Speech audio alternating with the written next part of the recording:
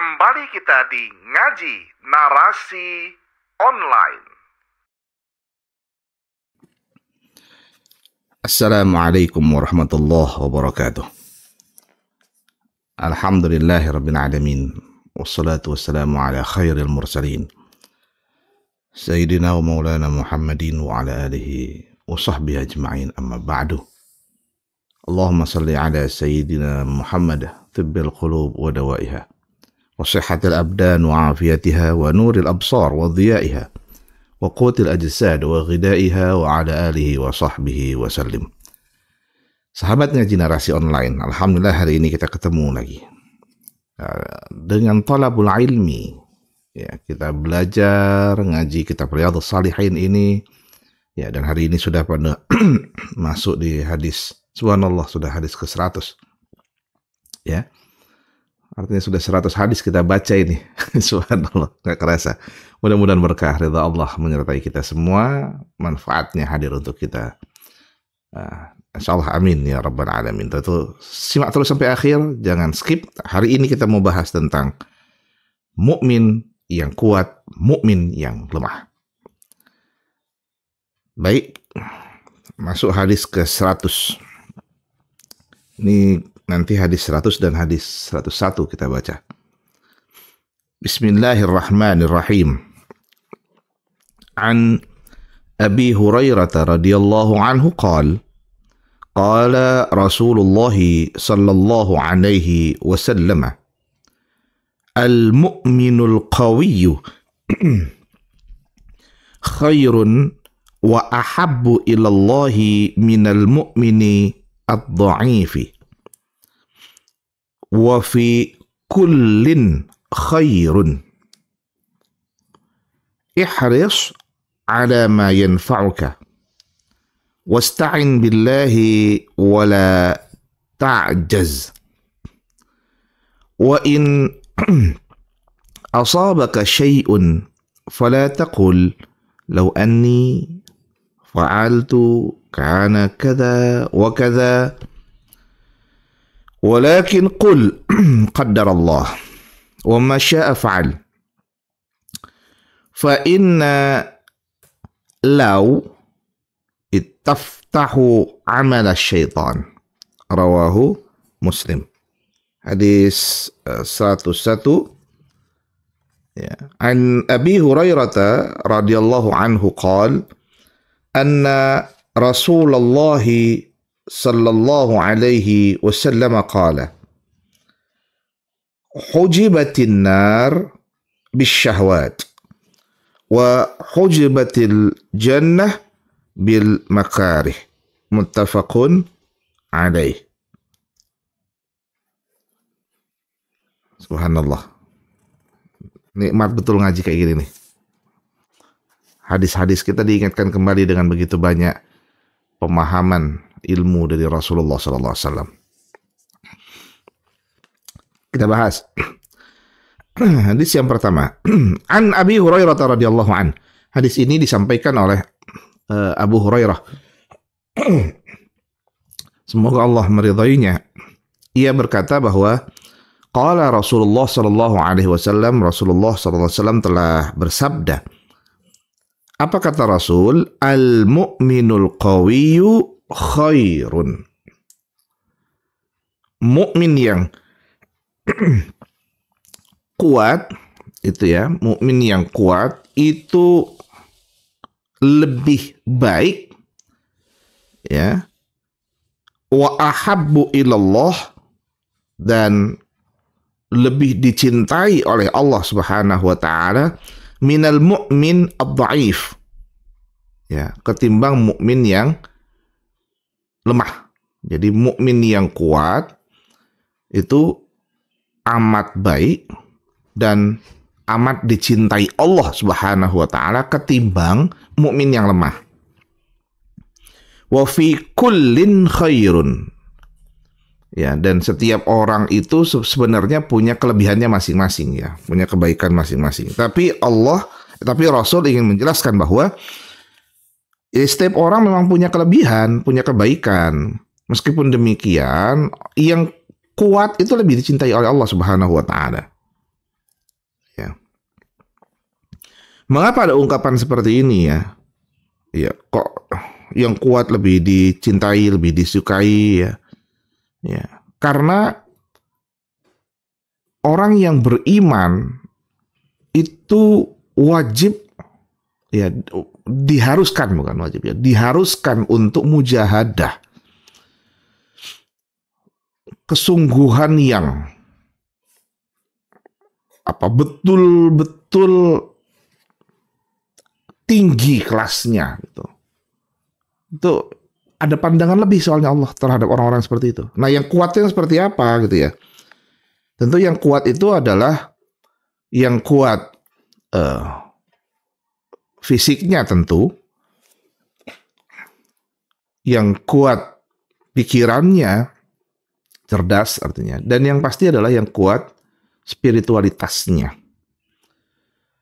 Ya, kalau dalam bahasa hadis yang sebelumnya itu ya, sebagaimana percakapan Jibril kepada Nabi Muhammad, apa itu Islam, iman, ihsan, ya, yang kuat yang itu. Islam itu physically, ya, karena Islam itu kan sholat fisik, puasa fisik, haji fisik, ya, zakat harta, itu zahir semua itu. Nah, itu yang harus kuat tuh. Mukmin yang hartanya juga banyak gitu ya. Maksudnya seperti itu.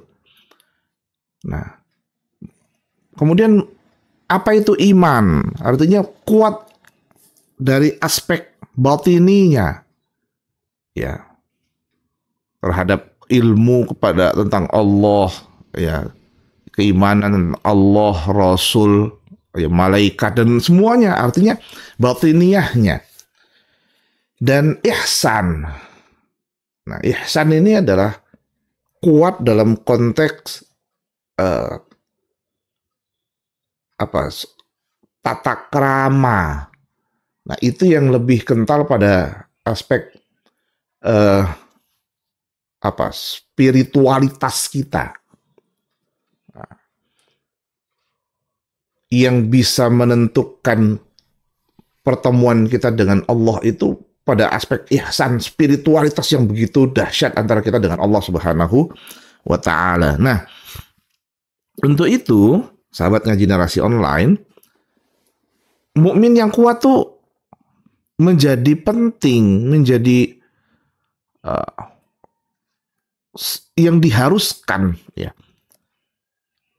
Bagaimana melakukan perjuangan? Karena seorang yang beriman kepada Allah Subhanahu wa Ta'ala harus menunjukkan jati dirinya beriman, nggak boleh sembunyi-sembunyi kan gitu.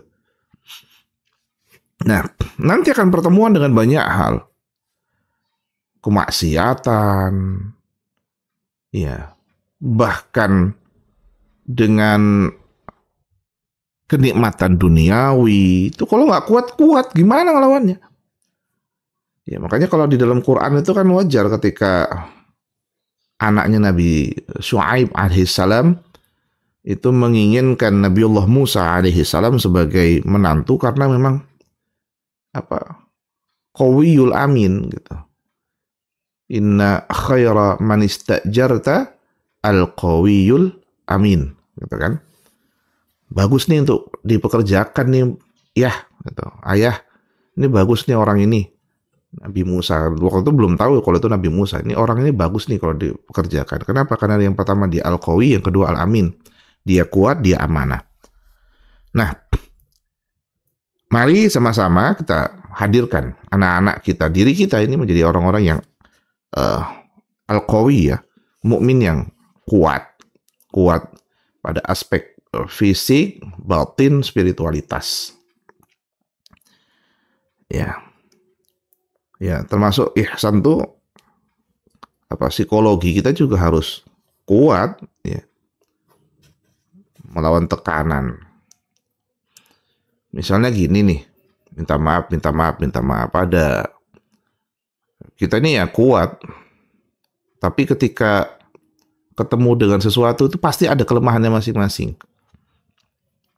Ada orang yang lemah ketika dihadirkan perempuan. Ini kalau laki-laki ya. Dihadirkan perempuan, kalah dia. Dikasih harta enggak? Ya, kasih uang misalnya sampai berapa kardus misalnya itu, berapa tas, nggak ada sama sekali dia apa ya, ada kucing berantem ini. Nah, nggak takut dia dikasih uang ya, berkoper-koper, dia nggak takut, dia nggak mau. Tapi kalah sama perempuan, kasih perempuan cantik ya, yang aduhai dan sebagainya, kalah. Nah, itu gimana cara ngelawannya? Setiap orang tahu kok kelemahannya masing-masing. Kayak film Samson, kelemahannya di rambut. Kalau Samsonnya Indonesia, kelemahannya di bulu ketek. Setiap orang punya kelemahan kok. Ada yang kuat dengan perempuan, dikasih perempuan minta maaf, dikasih perempuan berjejer cantik-cantik, semuanya putih mengkilat misalnya. Dia kuat, nggak mau dia. Ya. Tapi kalah sama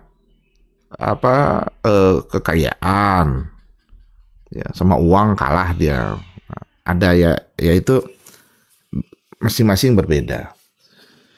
Ya, ada yang misalnya yang perempuan, dia nggak takut misalnya, dan nggak bisa dikalahkan dengan uang, dikasih uang nggak. Tapi dikasih emas permata, kalah. Nah itu. Nah, semua orang punya kelemahan masing. Nah, oleh karenanya itu yang perlu istilahnya itu, diterapi ya oleh diri sendiri sehingga bisa mengalahkan yang kelemahan-kelemahan dalam diri kita. Karena yang diharapkan oleh Islam, ya, oleh Rasulullah SAW, kita menjadi mukmin yang kuat. Ihris ala ma yanfa'uka, kata Nabi. Maka oleh karenanya, ihris, ya, jagalah apa yang menghadirkan kemanfaatan kepadamu, yang bermanfaat padamu. Ihris ini maknanya istamil. Ya, maka gunakan ya apa-apa yang bermanfaat. Ya. Hal-hal yang berguna, bermanfaat. Ya. Apa itu? Jadi jangan sia-siakan lah istilahnya. Yang berguna itu, yang bermanfaat, yang bisa meningkatkan kualitas kita di hadapan Allah Subhanahu wa ta'ala. Fungsinya kan seperti itu. Contoh kayak kita ngaji narasi online seperti ini kan bagian dari ihris ala ma yanfa'uka. Ini kan yang berguna, bermanfaat. Maka perlu dijaga dan dilestarikan. Ya. Untuk ngaji ini kan bermanfaat buat kita semua. Ya meskipun kadang-kadang ya males gitu ya. Males, tapi insya Allah bermanfaat. Kayak selalu saya ngomong gitu kan ya, jangan skip agar manfaat ya ini. Wasta'in billah wala ta'jaz. Untuk itu, pertama tadi ya, karena yang diharapkan kekuatan mukmin yang kuat itu adalah maka harus selalu senantiasa mengamalkan apa-apa yang bermanfaat, yang berguna. Satu, yang kedua, wasta'in, ini kan perintah ini ya. Wasta'in billah, minta tolong sama Allah. Ya, wala ta'jaz, jangan jadi orang lemah, jangan kalau bahasa, jangan mudah patah arang. Nah, gitulah. Patah arang itu jangan mudah kalah ya, jangan mudah ngeluh gitu loh. Ya, wasta'in billah, minta tolong sama Allah. Untuk menjadi mukmin yang kuat, amalkan amalan-amalan yang bermanfaat, lalu kemudian minta tolong sama Allah. Karena mau tolong sama siapa? Nggak ada. Hanya kepada Allah lah kita meminta pertolongan. Dan nggak perlu ngeluh, nggak perlu kemudian ta'jaz, ya, menjadi orang yang aduh gimana ya, itu kan janganlah. Ya, masa ngeluh, hidup kok ngeluh. Ya, ibu kita waktu melahirkan kita aja nggak ngeluh kok. Ya, malah senang ketika kita lahir tuh senang. Ya, jadi nggak perlu lah ngeluh-ngeluh. Maka wa in asabaka syai'un fala taqul, kalau ada yang sesuatu menimpa kita yang nggak enak, ya, jangan ngomong lau ani fa'altu karena kata wa kata. Kalau coba saya kayak gini ya, coba saya buat kayak gini ya, pasti kayak gini dah. Andaikan aku melakukan ini bahasa Indonesianya yang baik dan benar. Andaikan aku melakukan ini begini, pasti akan begini. Ngapain, itu kan ngayal. Nggak perlu. Apa yang di depan kita? Maka mayan fa'uka itu, yang berguna, bermanfaat, itu yang kelihatan depan kita. Ya kalau simpelnya bahasa Nabi itu kan, duri di jalan dibuang. Simple banget itu, yang kelihatan di depan kita. Nggak usah mikir, kalau nanti saya punya uang 1 miliar, saya akan bersedekah. Ngapain mikirin? Ya nggak perlu sampai kita menyatakan ungkapan-ungkapan yang pada akhirnya malah nyusahin hati kita. Hati kita rusak. Nah, mujahadah itu yang memang ada di depan kita, yang dirasakan oleh tubuh kita, dan itu yang kita tunjukkan di hadapan kepada Allah. Ngapain menunjukkan kepada Allah sesuatu yang nggak ada? Ya kalau bahasa teman-teman itu ungkapan warung kopi lah istilahnya, seperti itu.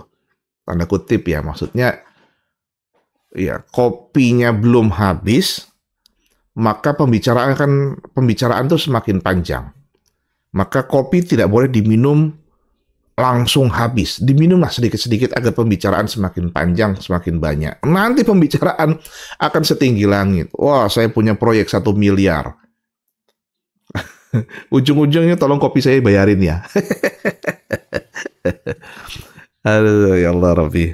Jadi nggak perlulah ngomong gitu. Walakin qul, tapi yang perlu diucapkan adalah qadar Allah. Ini semua takdir dari Allah. Ini penyerahan diri.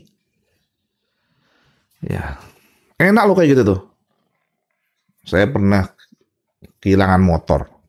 Ya, kehilangan motor. Saya ngaji.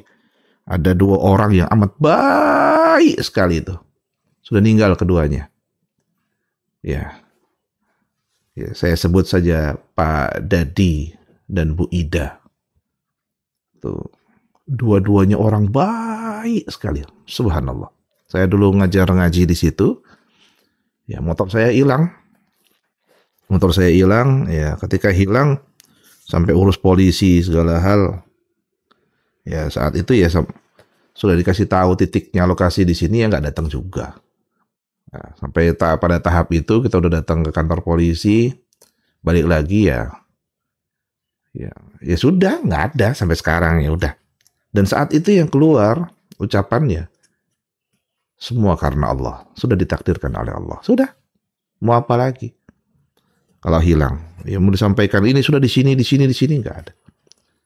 Dan Pak Dadi almarhum dan Bu Ida almarhumah itu, ya semoga Allah mengampuni dosa-dosanya, ya menerima amal baik mereka berdua.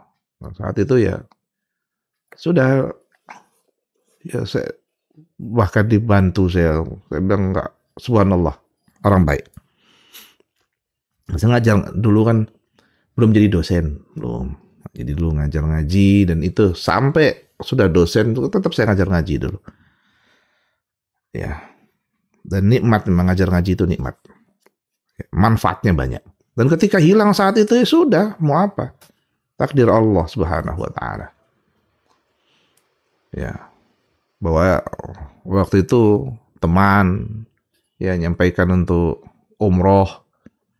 Ya, akhirnya saya, istri, ibu saya, tetangga, ya saudara, ya kolega, beberapa orang ikut daftar umroh, nggak berangkat. Sudah di hari H. Ya sampai sekarang, ya sudah takdir. Apa, kalau udah seperti itu kan nikmat, lepas gitu. Lepas, ya. Dumel pastilah ya, dumel itu pasti. Tapi ketika kita ingat, ya takdir Allah. Ya. Jadi enteng gitu. Itulah. Loh, apakah itu nggak perlu diurus? Ya, sebenarnya. Tapi ketika penyerahan diri, ya, ini maksudnya qadar Allah ini adalah ungkapan awal yang seharusnya keluar dari setiap hamba. ketika ada musibah datang. Itulah yang diungkapkan dalam inna lillahi wa inna ilaihi raji'un. Ya. Karena kenapa? Wa ma syaa fa'al. Karena kalau apa istilahnya itu ya?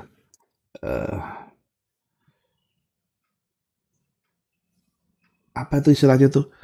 Ya kalau Allah mau, ya itu yang dilakukan oleh Allah gitu. Artinya simpelnya gini. Ya mau Allah lah, Allah Tuhan kok.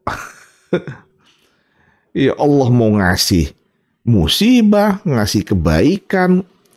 Itu kan mau-maunya Allah. Bukan maunya kita. Nah karena maunya Allah, keluarkanlah ungkapan semua takdir dari Allah Subhanahu wa ta'ala. Bukan nyerah tapi itu ya, bukan nyerah. Setelah ikhtiar. Contoh seperti tadi hilang.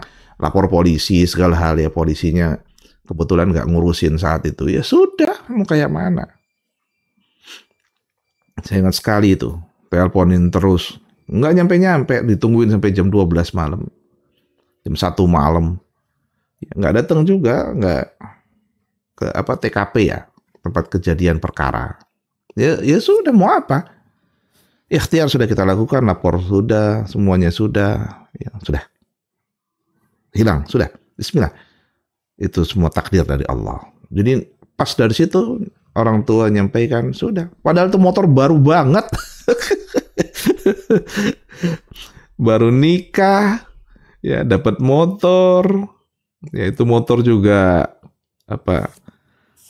patungan orang tua dan mertua. Harta pertama hilang, ya sudah. Ternyata Allah ganti lebih hebat, lebih besar.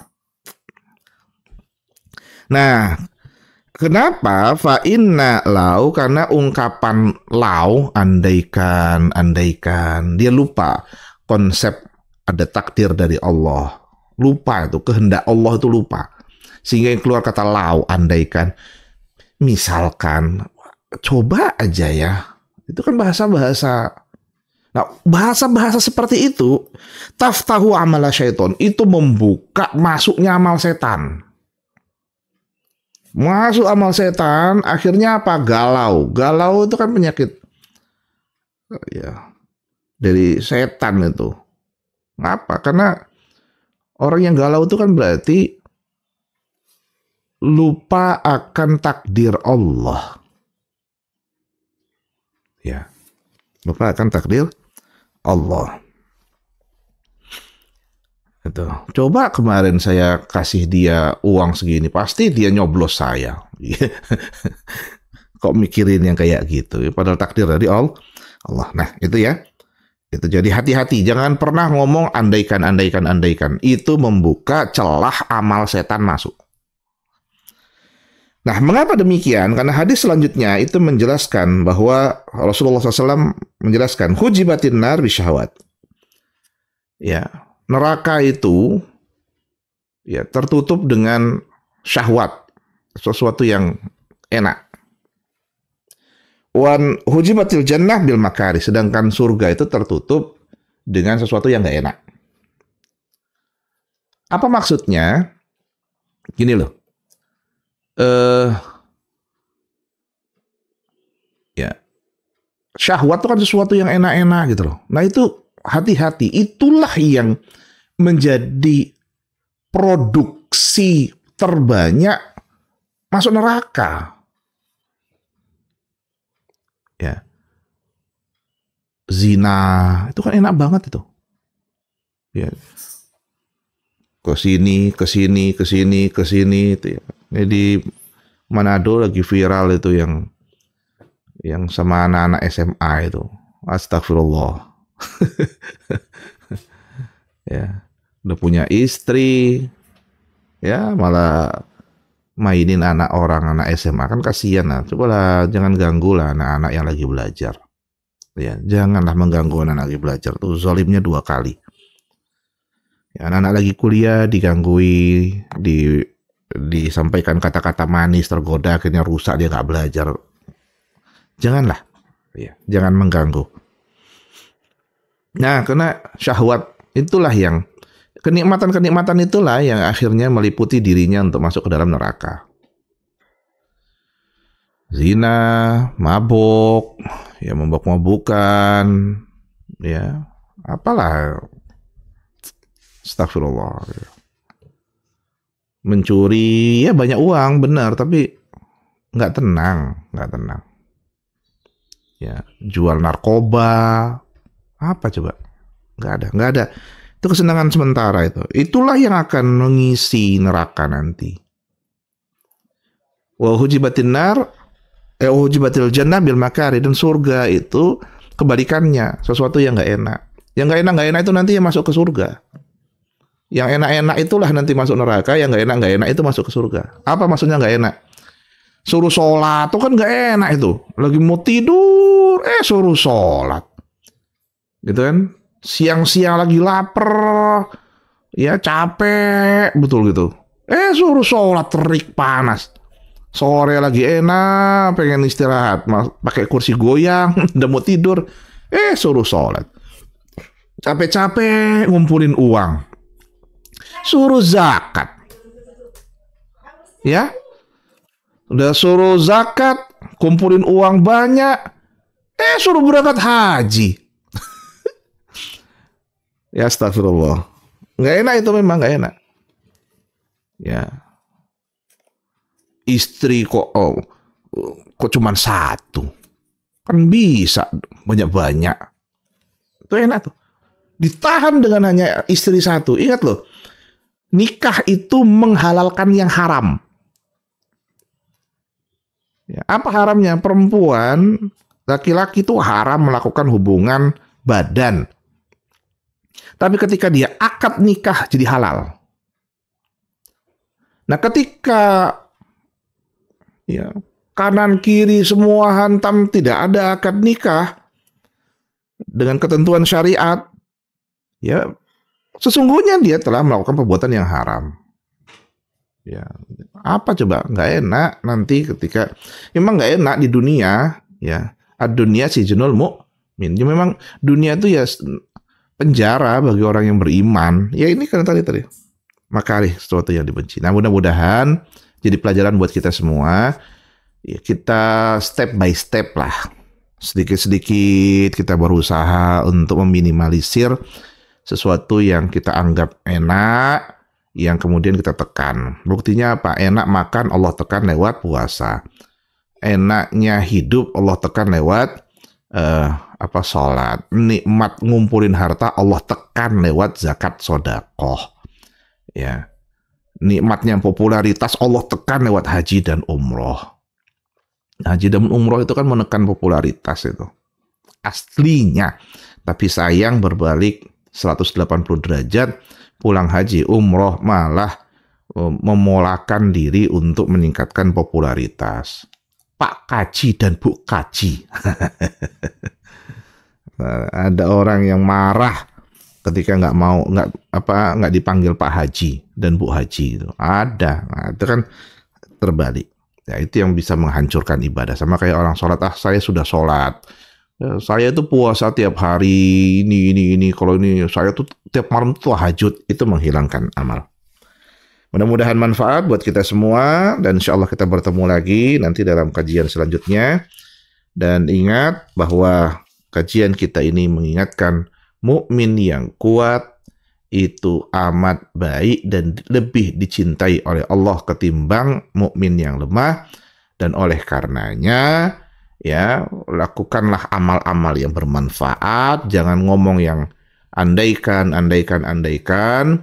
Fokus pada amal baik, karena surga itu memang ditentukan pada orang-orang yang siap kuat menahan diri dari sesuatu yang dianggap nikmat dunia, sehingga itu dibenci oleh surga. Nikmat dunia, kenikmatan duniawi itu dibenci oleh surga, dan kita memilih itu, pada akhirnya kita semua bisa masuk dalam surganya Allah bersama para rasul, para nabi, para sahabat, para aulia, para ulama, para salihin, wabil khusus bersama Rasulullah Sayyiduna Muhammad sallallahu alaihi wasallam. Amin ya rabbal alamin. Allahumma anfa'na bima 'allamtana wa 'allimna ma yanfa'una warzuqna 'uluman tanfa'una wahdina subul salam. Wassallallahu ala sayyidina Muhammadin nabiyil ummi wa ala alihi wa sahbihi wa baraka wa sallam. Wafaqana Allah jami'a lima yuhibbuhu wa yardah. Assalamualaikum warahmatullahi wabarakatuh.